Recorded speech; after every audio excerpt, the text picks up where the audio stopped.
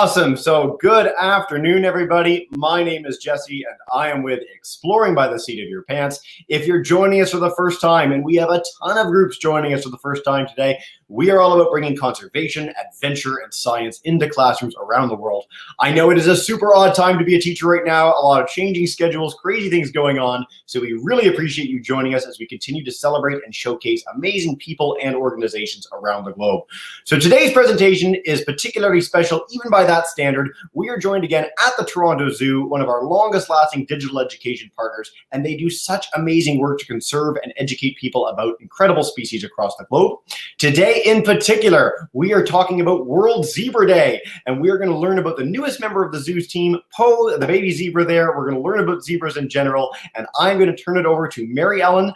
She is an educator, one of the top educators that we work with on this program, to tell us a little bit more about these amazing animals. So Mary Ellen, thank you so much for joining us today, and take us away.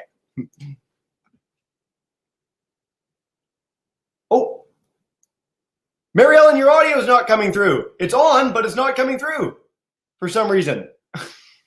I don't know why. Let's see. We've got that second backup camera. This is the fun of video calls. Something has to go a little iffy. Otherwise, it keeps us all on our toes. It was working mere seconds ago in the test. While you guys are sorting that out with the microphone, and if maybe you want to sign out, sign back in again, that might work. I'll just do a huge welcome to our groups joining in from around the world. We had 130 classrooms registered for this program, so we're expecting 600 plus kids from across the globe. Welcome in the chat. If you're on YouTube, let me know where you're joining from around the world. It's always nice to get to showcase the zoo where all our students are tuning in from. I know live we've got groups in Florida, Ontario, Pennsylvania, and more today, so welcome in to all of you. And I said this before the broadcast, but anyone who wants to check into our entire series with the Toronto Zoo, our YouTube channel at Exploring by the Seat of Your Pants has 30 incredible broadcasts of them. Every habitat you can imagine, polar bears, penguins, all sorts of really cool creatures. So it's all there for you guys to check out. And hopefully in a second, we're back in with zebras, because that's what we're all here for today. So I'm going to check back in. They're back. Hello again. Hello. Can you hear us this time? Yes, we can, with feeling. Perfect. Amazing. Oh, you're muted. Now we can hear you. We're going to turn our camera around here, so give us one quick second. Take your time. We can, focus on our beautiful animals here in front of us. Nice. Here we go. There we go. Perfect. All right. You're good to go. Perfect. We'll start this program again. So, hello, everybody. Thank you so much for joining us here today. My name is Mary Ellen, and I'm super excited to welcome you to the Toronto Zoo. Now, right now, we are currently closed to the public, but that doesn't mean we've stopped caring for the 5,000 animals who call our zoo their home. Some of those animals are right here behind us. We're going to learn about these guys in just a second. These are our Przewalski or Przewalski horses. But we're going to learn a little bit about our new baby zebra as well, and why he is so important to saving his species. Now, one of the main things that we see here at the zoo is the majority of our animals are endangered species.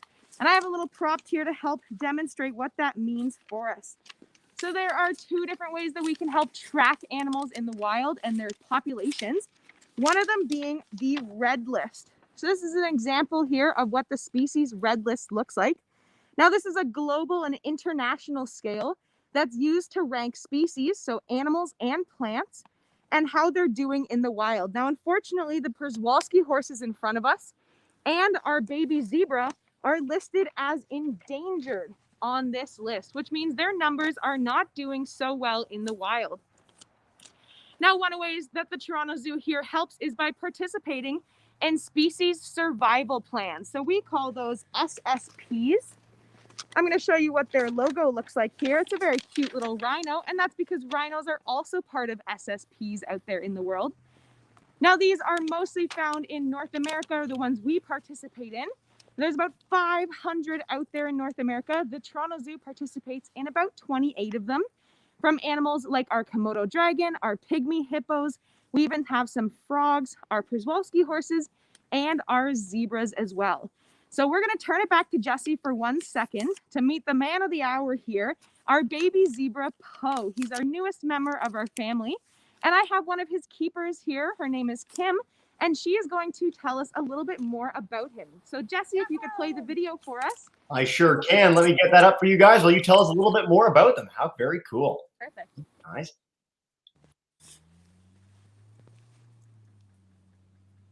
Go for it. Awesome. So Poe actually is quite young. He is a very new arrival. He came to us on December 1st of 2020. So he is literally only a month, almost 2 months old now. On February 1st, he's going to be 2 months old. He is definitely coming into his own. He is a spunky little boy now, and he's also a very big boy. Now, Poe, when he was born, he weighed about 52 kilograms. That is a very big baby. For those of you who want that converted, that's over 100 pounds being a newborn baby. Could you imagine bringing home a little brother or a little sister who was over 100 pounds already? So in order for Poe to be that big, Tori actually had to hold him in her tummy for over a year. Grévy zebras, their pregnancy can take up to anywhere between 13 to 15 months. So it's a long time cooking there inside of that tummy.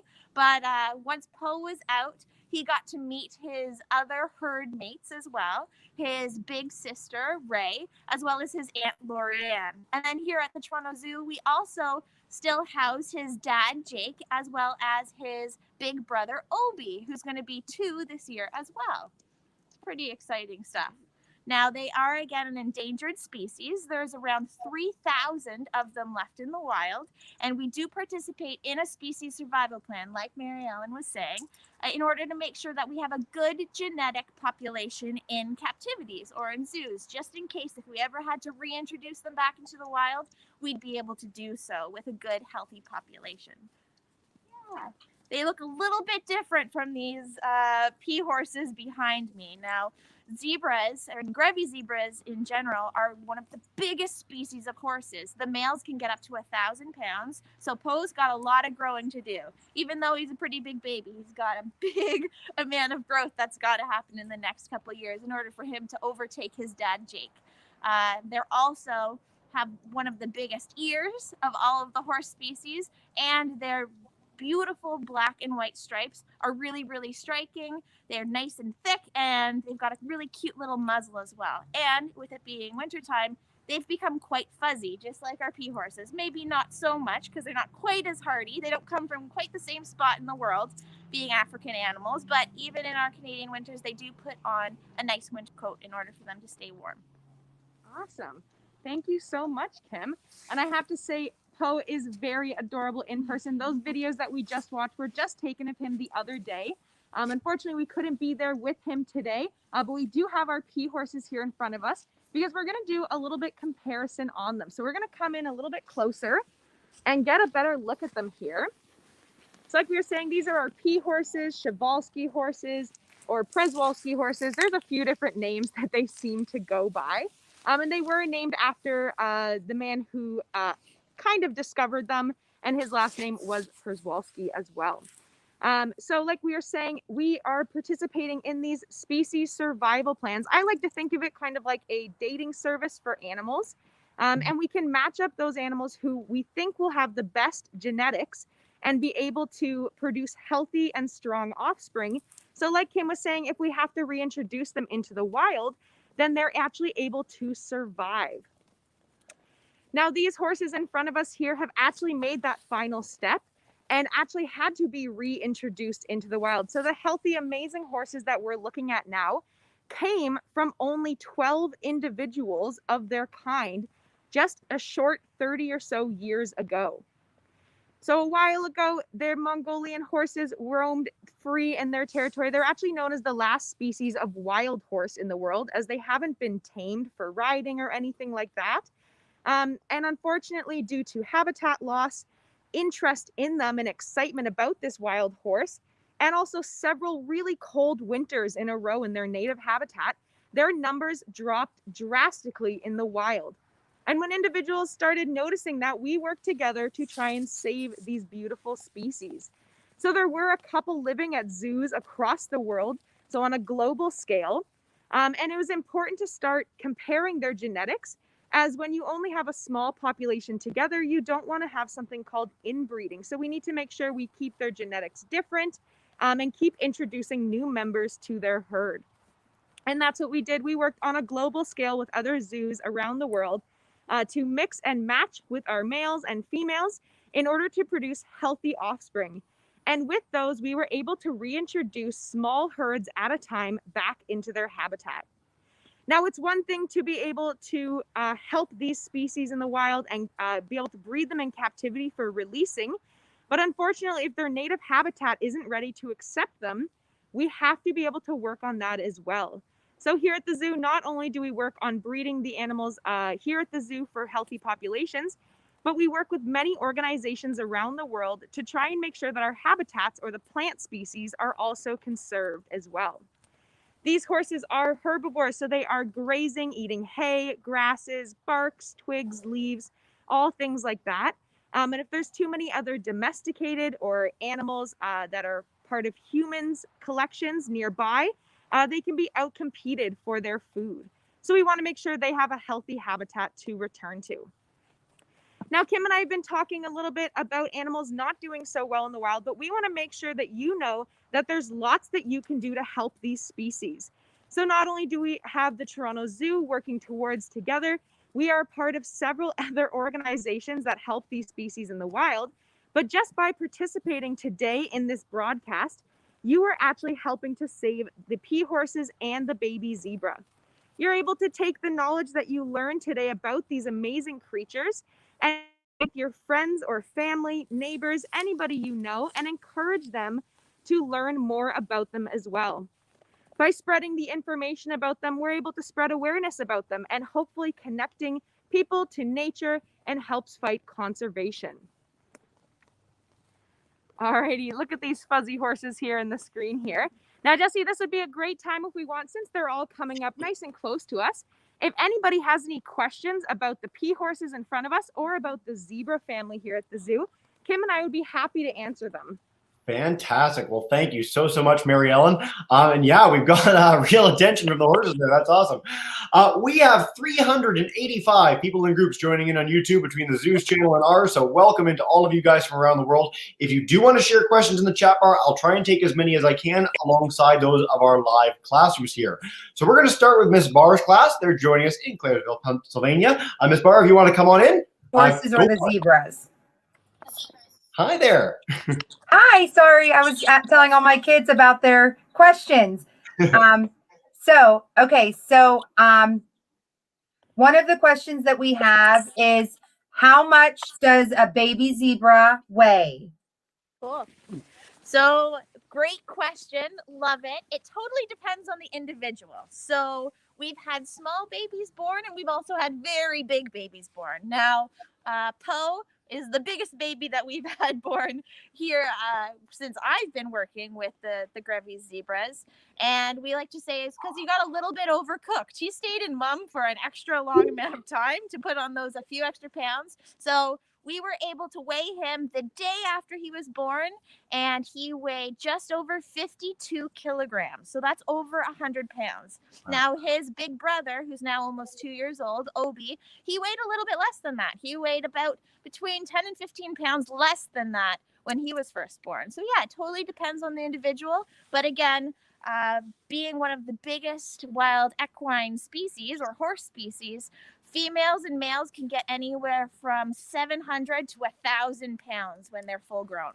Very cool. Thank you so much. All right, we're going to go to Ms. Berger's class, joining us at York Hill Elementary School here in Ontario. Come on in and go for it. Hi, thank you so much for having us. My students have so many questions. One of the questions that they ask is, approximately how much grass or hay do zebras eat in a day? So both Poe and an adult. Great. That's a fabulous question. So, funny story, little Poe, already being a big boy, started eating solids very, very quickly as well. Now, normally, baby zebras would only be nursing from their mum for the first month or so until they start maybe mouthing hay, testing out some of the pellets or cubes that we offer mom, some of the veggies as well. But Poe, right off the bat, within 48 hours was eating hay on his own. So we haven't actually been measuring the amount that he's been getting, but as a group, generally a full-sized Grévy zebra adult would probably eat around 8 to 10 kilograms of hay every day. So Poe's obviously getting a little bit less than that. He just doesn't have the space to store it all, but they can eat quite a bit of hay, and it's generally Timothy hay. We want the lower quality hay, the better, because Grévy zebras can gain weight very, very quickly. So we don't want their hay to get too rich, because they can get sick from something called colic that other horses can experience as well if their hay is too rich. So we do nice straw-like hay for them, and they gobble it right up. What a cool answer. Never heard anything like that for one of the animals at the zoo before. How neat. All right, let's head to Orchard Park Public School. We are joined there by Ms. De Silva. If you want to come on and demute your microphone, you're good to go and can ask away. Hi, yeah, thanks for having us. My students would like to know, my grade 3 through 4 students would like to know, how fast can the zebras run? Awesome question. So Grévy zebras can't actually run as fast as race horses do. However, they are very, very quick. They can go about 60 to 65 kilometers per hour at their top speed, but they can go for distance, and they're really, really good at zigzagging. So they can weave and duck around any predators that might be going after them. Yeah, cool question, guys. All right, I'm going to head to Baltimore for Miss Shop's class in just a minute, but I want to take a quick question from YouTube from a teacher that I wish I had a teacher named this when I was a student, Mrs. Cheese class. How many babies can a zebra have? A grade 5 class. This is Hannah's question. How many babies can zebras have at a time, guys?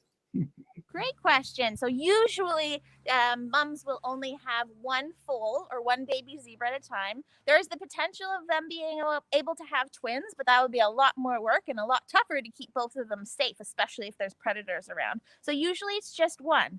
And because their pregnancy is so long, usually they don't get pregnant again for quite a while. So usually there's about a 2-year gap between babies. Yeah. Great question, guys. Thank you so much, Miss Cheese. All right, let's go to Baltimore, where Miss Shop and her class, and apparently all of Baltimore is in this program online. So, Miss Shop, thank you so much for joining us. And thanks for having us. We do have one question. We were wondering, what's the average lifespan for a zebra? Another fabulous question. So just like your domestic horses, these guys can get into their 20s. So we actually have our oldest zebra at the zoo is 22 this year. That's Aunt Lorianne, and she's happy and healthy. So we're hoping that she's going to get into her late 20s, potentially even into her 30s. So fingers crossed. She's doing great. fingers crossed. That's awesome. Great, guys. All right, let's head to Ms. Vanek's class, joining us in Surrey, BC. Welcome in, guys. And so nice to have kids in a classroom. This is so great. So welcome in and go for it. Why is just the stomach of the zebra white and no other? I love it. That's just an adaptation that they have. They're quite different from other zebra species. There's two other types of zebras out there. There's the plain zebra and the mountain zebra, which are cousins of the Grévys. And they actually have their stripes that go all the way around their tummies. So it's just an adaptation, color difference. Yeah, it's just totally different, and it helps us to be able to tell them apart from their cousins. Fantastic. Well, we're out here in the snow in Toronto, and we're going to go to somewhere where there's never any snow. We're going to go to North Palm Beach, Florida for Mr. Lavogue's class. He's joined by 62nd graders. So Mr. Lavogue, come on in. That is correct. It is 70 degrees and sunny today. So yeah. We were noticing that it's a weather question that we have. We were noticing that the zebra video was from inside, and we see that it's snowing outside. Do the zebras like the cold weather, or is it important to keep them away from the snow? We're curious. Great question. So obviously, Grévy zebras don't naturally come from such a cold climate. They do come from Africa.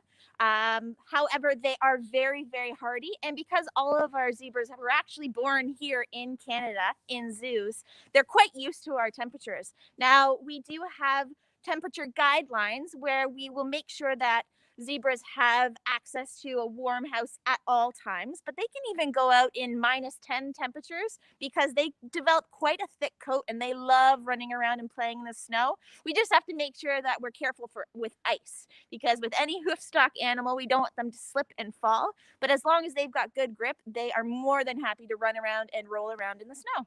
Yeah. Fantastic question, Mr. LeVogue. And it's something that we get with a lot of Toronto Zoo programs. People wonder about the weather. There's such varying weather here in Toronto. And so, Mary Ellen, if we could talk with you for a second, I'd love to talk about AZA or CAZA accreditation and what it means for zoos. If people are going to a zoo, how can they know, based on that sort of designation, that the zoo is doing some really good work and making sure their animals are happy and healthy? Yeah, that's an awesome question. And I always love talking about this. So yeah, Jesse was mentioning 2 different accreditations, the AZA and the CAZA. And those different accreditations show us that we follow guidelines like Kim was talking about weather protocols, how we take care of our animals, and making sure that we are giving them the best possible life that they could have here. It also includes that we have a wonderful wildlife health center and a whole team of staff dedicated, our vets to taking care of the animals, our team of keepers like Kim's, educators like myself and Sean, as well as we have nutrition staff here as well. So all the food that we see, and when Kim was talking about the type of hay we give our animals, even the diet and the meats we give our carnivores, it's all specially designed in-house for them to make sure we're giving them the best food and the best care possible. So when you're supporting an accredited organization like the Toronto Zoo, it means that you are supporting these species in the wild and their rehabilitation as well. Fantastic. Thanks so much, Mary Ellen. I always love when we get that message out there for zoos and aquariums. So wherever you are joining from around the world today, look for those designations. And again, that's how you can tell that the organization is doing really great work with animals. So check for that wherever you go. All right, I'm going to take a couple questions from YouTube, and then we're going to go back to all our live classes for another round of questions. We've got a question here from Miss Hunter's class at Burford Elementary, and they want to know, how many different kinds of zebra are there? How many subspecies, so to speak? Cool. So we've got 3. We have the Grévy zebra, which is the biggest, and then we have 2 other smaller species, and they are the plains and the mountain zebra. Yeah, awesome. Nice to get those rapid fire questions in. Miss Johnston's class, I love the way they phrase this. How can you tell what zebras are saying with their face? Are barking, snorting sounds, braying? Are zebras very expressive? Can you understand what they're trying to tell us, so to speak? Oh, 100%. They are so sassy. So if a zebra is braying in your face, that could mean that they're overexcited or they want to get playing with their buddies.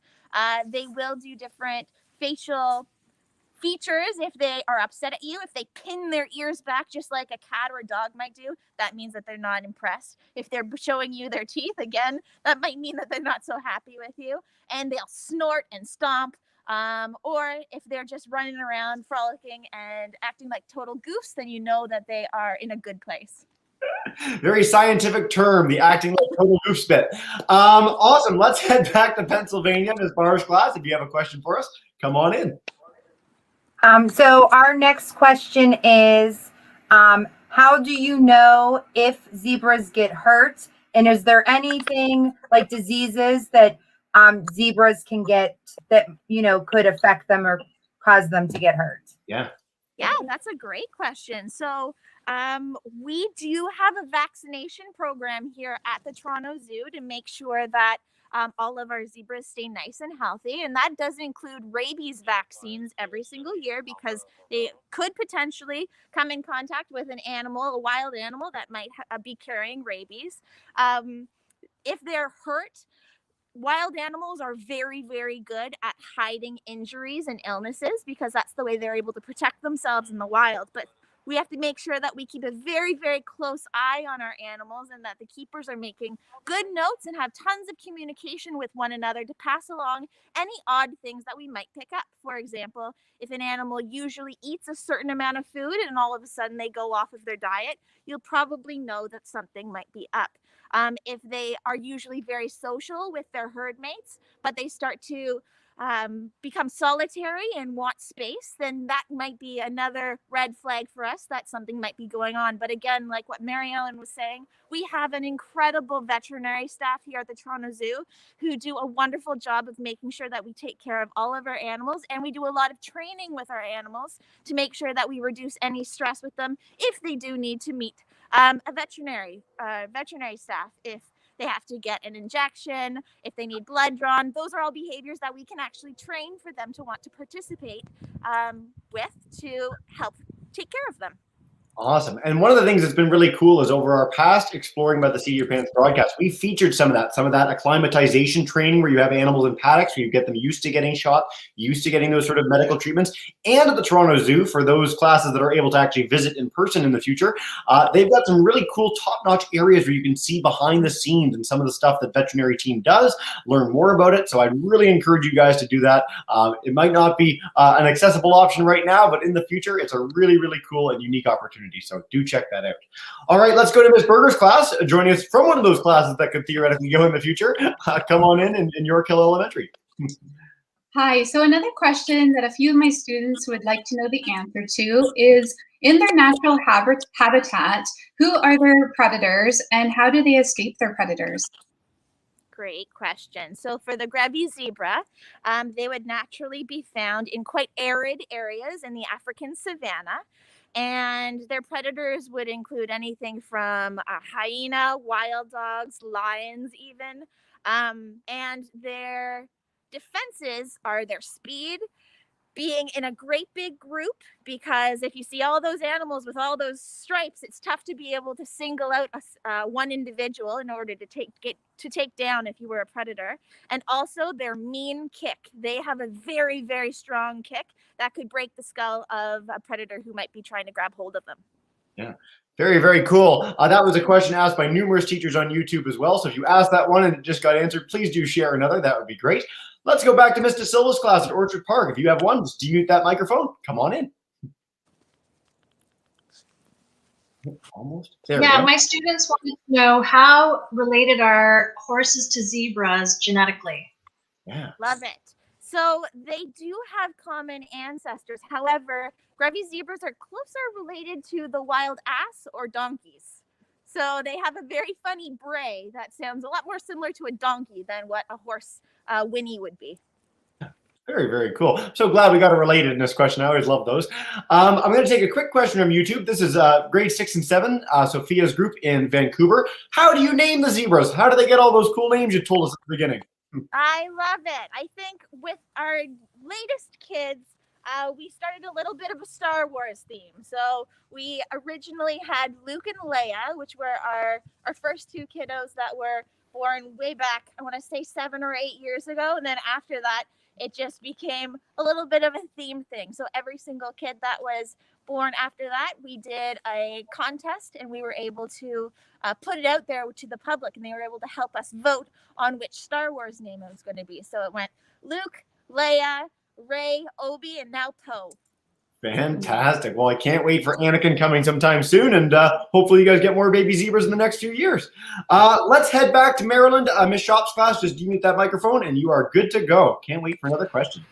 Well, we thought Poe might be for Edgar Allan Poe, who was from Baltimore. Okay, well, sorry. So we have a two-part question. We were wondering, how do zebras go to sleep, and how many hours do zebras typically sleep at night? Awesome. Great question. So that totally depends on the individual and how comfortable they are. So in the wild, often Grévy zebras would sleep standing up, because if danger came by, it's a lot quicker to take off if you're already on your feet than having to get up. Youngsters often do lay down, and we do see that a lot with Poe. He can get quite sleepy after playing with Mum for a while, and he'll lay down. Sometimes baby zebras do concern visitors because they'll lay on their sides with their legs straight out, and they don't look so good. But don't worry, that's just the way that they relax on the ground. Mom or their other herd mates are always close by to make sure that they are A-okay. And for adults, if they're very comfortable in their surroundings, especially when you've got a nice warm barn that you're very comfortable in, we have seen quite a few of our adults laying down, and they fold their feet in like a little lamb, and they sleep like that. As for how long, often zebras will be most active at dawn and dusk. So yeah, we actually have a few pea horses who are sleeping standing up in the sunshine over there. So that's a good example of how easy it is for them to pass out on their feet.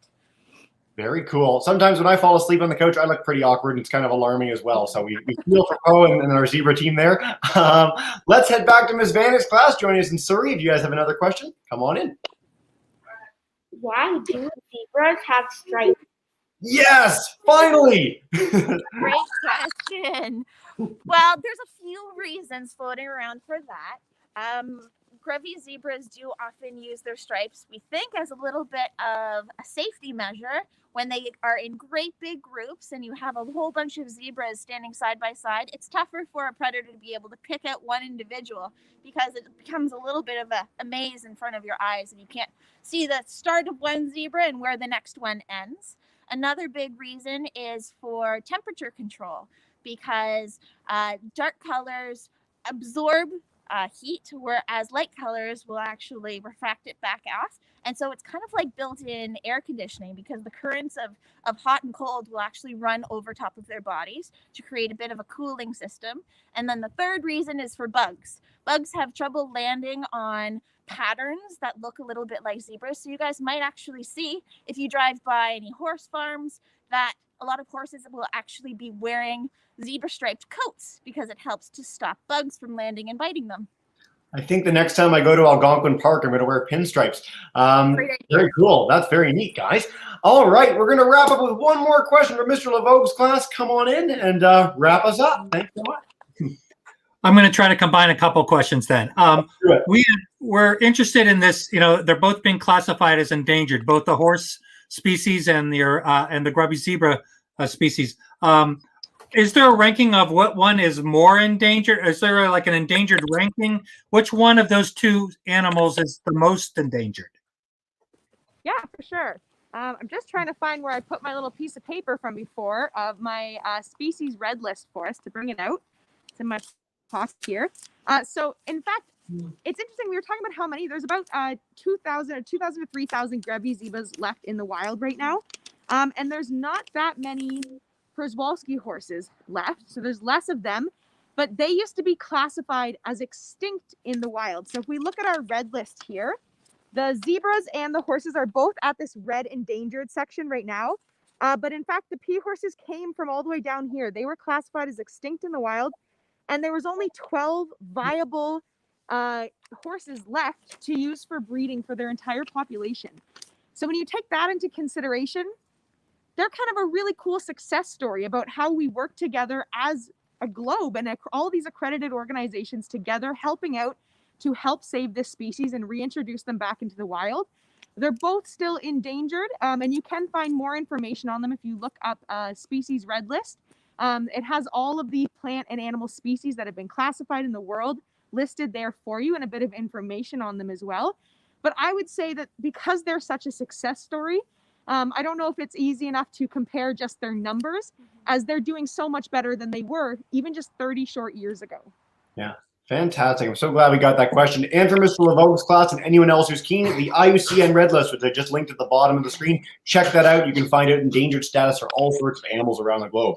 So guys, this has been so much fun. What I want to do is make sure that people have the opportunity to learn more about the work that the zoo is doing. So go to torontozoo.com. There's incredible stuff there. And particularly, if you're keen on some great digital education experiences, the torontozoo.com/zoo2you has some incredible stuff that the zoo's been doing over the last few months and more upcoming. And then as a plug for something we're doing at Exploring by the Seat of Your Pants, the Women Blaze Trails Fest, February 12th through 14th. If you want to hear from more incredible women like we got the chance to hear from today, we are doing 50 programs in 3 days, all in support of the work we're doing to bring more education experiences to classrooms. So check that out, womenblazetrails.com. Lots of cool stuff there. Ladies, thank you so much for joining us today. I really appreciate you taking the time to talk about zebras with us. Thank you so much. Awesome. Well, as you know what we do at the end of every broadcast, I'm going to bring in our teachers, Ms. Barr, Ms. Berger, Ms. De Silva, Ms. Schott, Ms. Vanek's class, and Mr. Lavogue. Thank you so much for joining us today, and have a wonderful rest of your day.